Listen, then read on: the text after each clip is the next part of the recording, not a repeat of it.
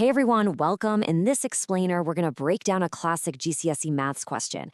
We'll be digging into Venn diagrams, set notation, and even a bit of probability, all in one neat package. And by the end, you'll know exactly how to tackle these step by step to lock in those full marks. Okay, let's dive right in. So what we've got here is a question from a higher tier non-calculator paper. We're given this Venn diagram with two sets, P and Q, and we've got two different problems to solve based on it. All right, first up is part A. This one asks us to find all the numbers that are sitting outside of set P. Sounds simple enough, right? Okay, so the first thing we got to figure out is this notation. The question's asking for the numbers in set P prime. You see that little dash next to the P? The big question is, what does that symbol actually tell us to do? Well, that little dash means prime, and it's the symbol for something called the complement of a set. But don't let the fancy name fool you.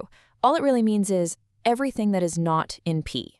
So what you've got to do is look at the whole box, that's our universal set, and just list every single number that's outside the circle for P.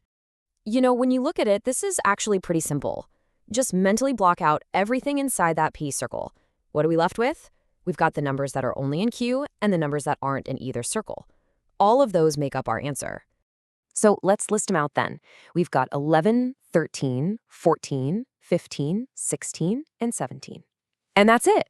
Just write those numbers down and you've got the marks for part A. Simple as that. Okay, part A is sorted. Let's move on to part B. This one's a little different because this time we're dealing with probability. The question wants us to find the probability that a number picked at random from the whole diagram is in the set P union Q. Okay, so again, let's decode the notation first. That U-shaped symbol in the middle means union. And the union of P and Q is just a way of saying any number that's in circle P or in circle Q or in that bit where they overlap. Basically, it's everything you see inside either of the circles, the whole shebang. Now, whenever you see a probability question like this, there's a really simple three-step process to follow. First, you count up the things you're actually looking for. We call those favorable outcomes. Second, you count up the total number of things there are altogether. And third, you just stick the first number on top of the second number to make your fraction. Easy. All right, let's do step one. We need to find all the numbers that are in P or Q. So just scanning the circles, we can list them all out. We've got 10, 12, 14, 15, 16, and 18. Okay, let's count them. 1, 2, 3, 4, 5, 6. Yep, that's 6 numbers. So we've got 6 favorable outcomes. That's going to be the top number of our fraction. Right, on to step 2. We need the total number of possible outcomes. For this, all you do is count every single number you can see in the box. Inside the circles, outside the circles, everything. And if you do that, you'll find there are 9 numbers in total. And that's the bottom number of our fraction. Okay, step 3, the easy part. We just put the two numbers together into a fraction. We have our 6 favorable outcomes on top and the 9 total outcomes on the bottom. Bam, 6/9. And we are so close to being done. But wait, to make sure you get those full marks, you should always simplify the fraction if you can.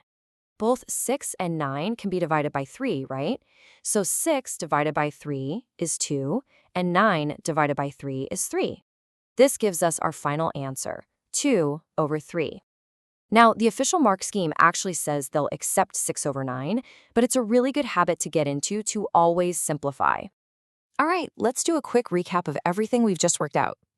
So here it is, all laid out nice and clear. For part A, the set P prime was just everything outside of circle P. And for part B, the probability of P union Q was the number of items inside the circles divided by the total number of items, which gave us 6/9 or, even better, 2/3. And to finish up, here's a little challenge for you. You've totally mastered the complement and the union. So my challenge is, can you use that exact same logic to figure out the probability for P intersection Q? You know, the one with the upside down U symbol? Give it a shot. Thanks so much for tuning in.